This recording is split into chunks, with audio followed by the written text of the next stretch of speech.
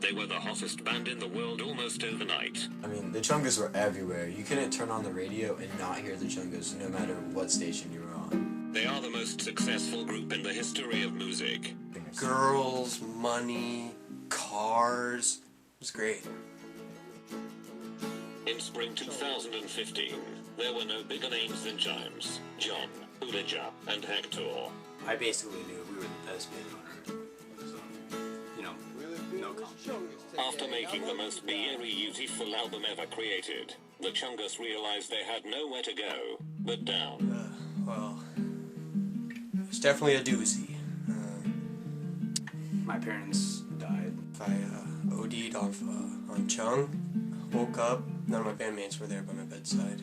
For hours, it was uncertain whether the Chungas would ever perform together again. We decided that the band was better off not having this creepy will they won't they relationship going on with James and that gay rodeo guy.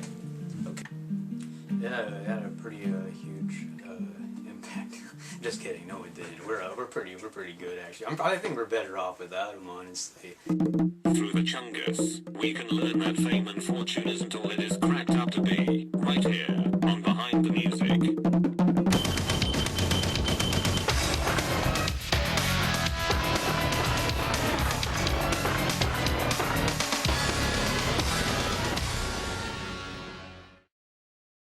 It all started with one word. It started out on that Friday night. We started saying Chungus a lot, Chunga. That whole night we were just saying Chunga this, Chungus that. It was just, you could not say it, you understand? Little did these four evolutionaries know what was to come of this one single word. Well, Chung had a very big impact on us. When my friend said it, I knew we had to make an album.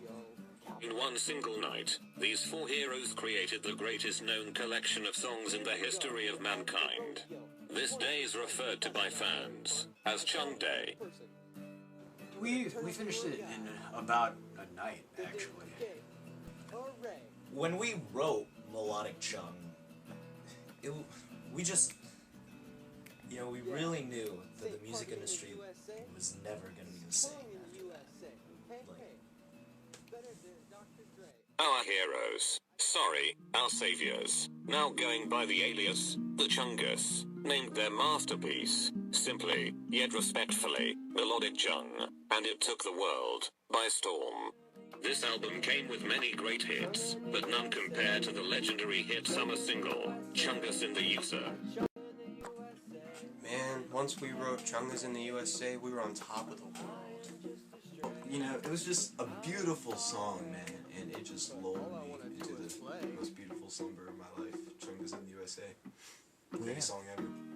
Well, after Chungas in the USA, I basically knew we were the best band on earth. Yeah, what was your inspiration for Chungas in the USA? Well, my mom's been in the hospital recently. She was crossing the street. And, sorry. It's okay, bud, it's okay.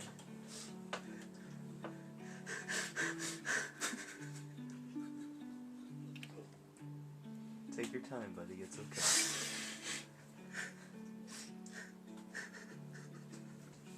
It's alright, it's okay. It's okay. Sorry. Chungas in the USA also spawned a music video that reached every corner of the world. Hey, hey, Chunga in the USA. Hey, hey, Chunga in the USA. Hey, hey. We really made it big. When our hit single, Chungas in the USA, made it on the top 10 list of WatchMojo.com, top 10 best guitar solos. I'm very proud of it. Of course, with the huge success of Melodic Chung, we had a ton of people copying us. Many music groups popped up that were trying to copy the Chungas style, such as the Navy SEALs, the Chungays, and Asking Alexandria.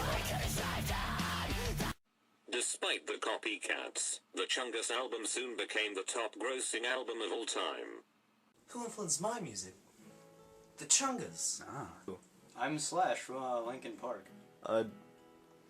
Weren't you from Guns N' Roses? Come to think of it, yeah. I mean, they're both jazz. So, what do you think about the lead guitarist from the Chungas? Oh God, I pale in comparison to him. He truly did pave the way for my work. Everything in my life that I have done is because of him. He is the one greatest guitarist on earth. Yeah, if you had to describe the Chungas in one word, what would it be? Cowabunga.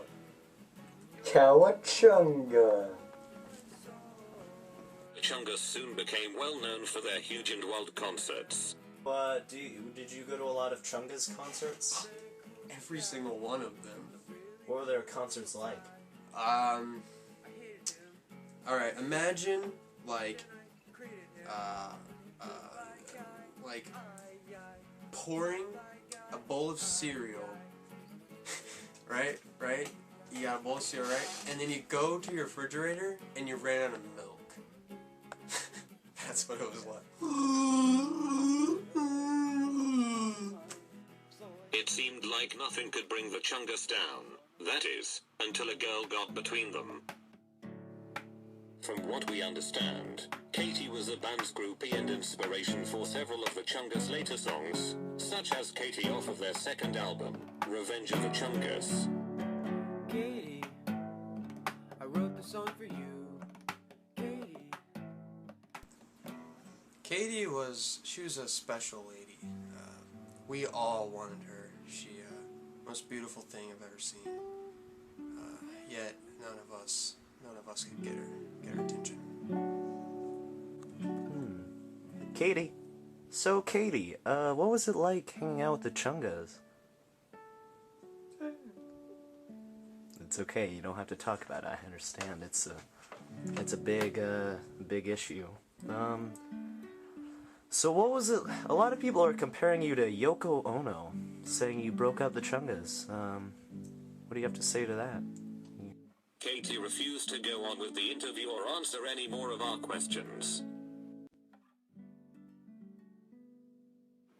Not only was this special lady coming between the band, the group also had to deal with James's crippling drug addiction.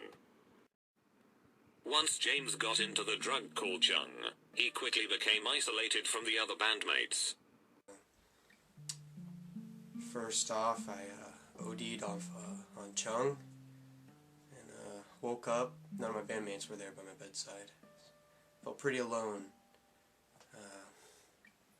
But I left the hospital, and it's pretty funny actually. I saw my bandmates at IHOP, so I walked in and went to go sit down with them, but they had another person sitting with them.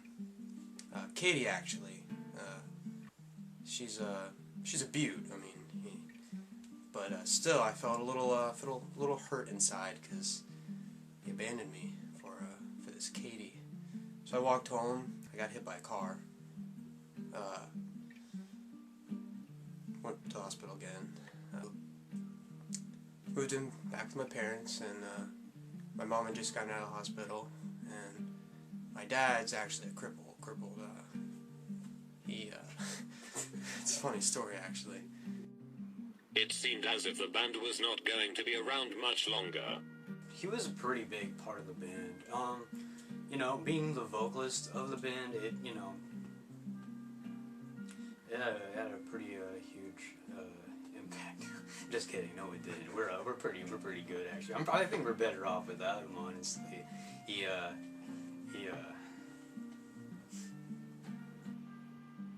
The band even started writing songs without James. Yeah, we've actually been a lot more productive without James. We have about 18 new songs, and it's they're a lot better than the last few. You want to play us one on your guitar? Oh yeah. I have the Schecter Ibanez, the new one by Ibanez drums.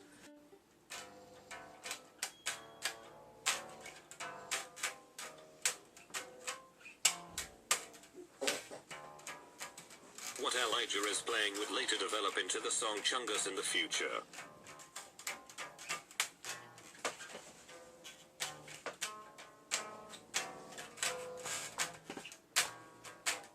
And then I have this guitar solo coming up.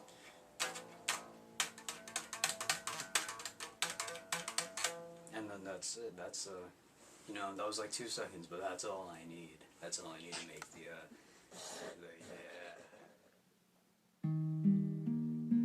James wanted help. You know, I really think he could see how the drugs were affecting his relationship with us. I think the only thing James loved more than his drugs was me. That's why when I asked him to quit drugs, I think that's why he said yes. James was put willingly into a rehabilitation center and was able to overcome his drug addiction. James's drug problem was later channeled into what would become the song Chung Depressor off of their 3rd album, Chungry for More. Woke up in a hospital bed. I knew now there was nothing to be said. I OD'd off of Chung. Now my song needs to be sung. With all of this drama happening behind the scenes, the questioning question of what the Chungas do when they're not writing music is brought into question. What else do you do besides play music? Well, again, I don't play any music, I just sing. But, I like, jellyfishing. So, what do you do besides play music?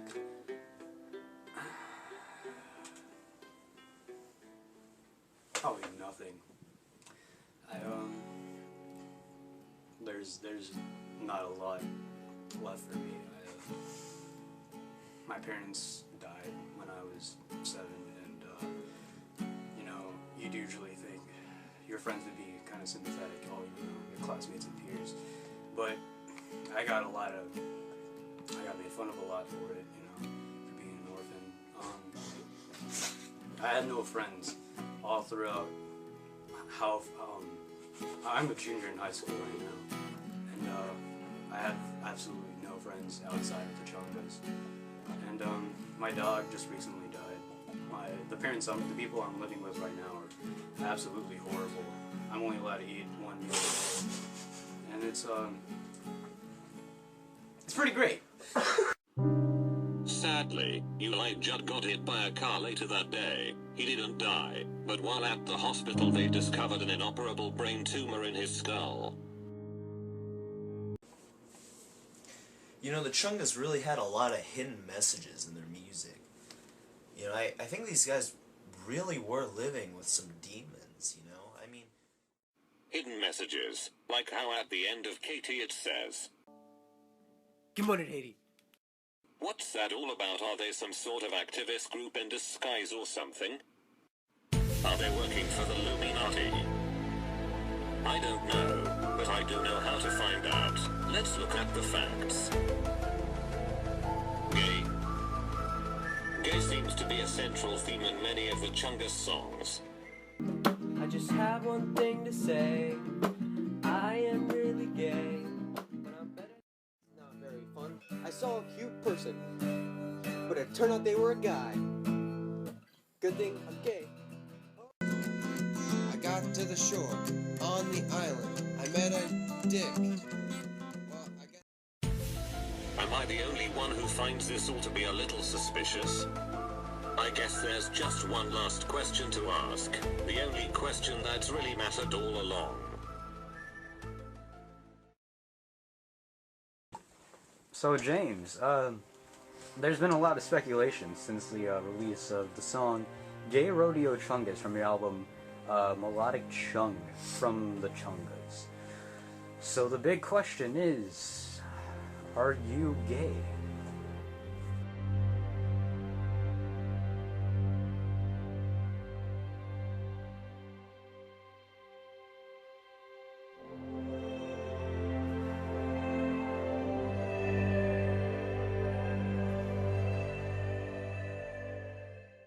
I am gay.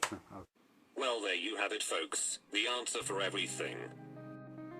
This explains the lyrics, the breakup. All of the hidden drama behind the music is all traced back to James being gay. And there, my friends, is where we bring an end to this amazing story of courage, teamwork, togetherness, and other synonyms. Since the filming of these interviews, the Chungas have released several more albums, and have much more content planned for the future. Indeed, the future looks bright for these young pop stars. Except for Elijah, who has cancer. I have cancer. I have cancer. Oh, I have cancer.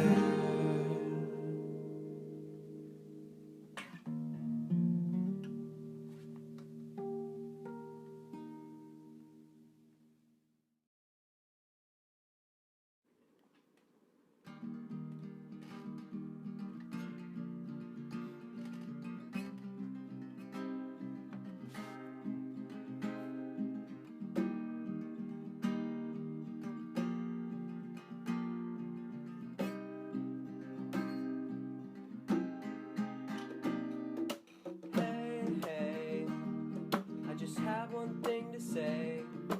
I am really gay, but I'm better than Dr. Dre.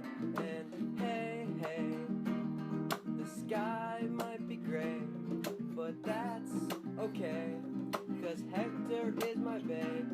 And Chunga in the USA, Chunga in the USA, Chunga in the USA, yeah, Chunga in the USA.